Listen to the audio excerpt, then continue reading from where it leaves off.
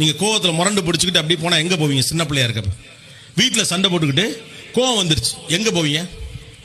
அத்தை வீட்டுக்கு, மாமா வீட்டுக்கு, சித்தப்பா வீட்டுக்கு.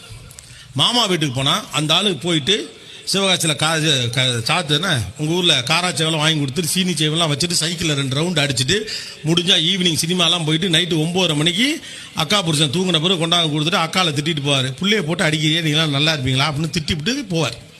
அத்தையாக இருந்தால் அது அடுத்த விட பெரிய லெவல். வீட்டுக்கே நீங்கள் வர முடியாது. வீட்டிலே கரிசோறாக்கி போட்டு எல்லாம் பண்ணி இந்த பிள்ளைய போட்டு அடிச்சு விட்டாங்களேன்னு சொல்லிட்டு நீங்கள் பிள்ளைய போய் கெஞ்சி தான் கூட்டியாரணும். யார் உங்கள் வீட்டு பிள்ளையவே அவங்க அத்தைக்காரி வீட்டில் நீங்கள் கெஞ்சி தான் கூட்டு வரணும். சித்தப்பனா இருந்தால் கிடுகிடுன்னு சைக்கிள் எடுத்து நேராக வீட்டில் கூட்டிகிட்டு போய்ட்டு அது எப்படி பிள்ளை அடிக்கலான்னு, எப்படி அடிக்க போச்சு அப்படின்ட்டு அவங்க அண்ணன் காதில் போகிற மாதிரி அன்னிக்கிட்ட சத்தம் போட்டுட்டு அவனை விட்டு வெளியில் கூட்டிகிட்டு போவார். புலம்புவதற்கும் பேசுவதற்கும் ஒவ்வொன்றுக்கும் ஒவ்வொரு மாதிரியான ரிலேஷன்ஷிப் இருந்துச்சு இல்லையா? பார்ட்னர் இன் கிரைம் மாமா. கோயில் திருவிழாக்கு 10 மணிக்கு மேலே போகணும்.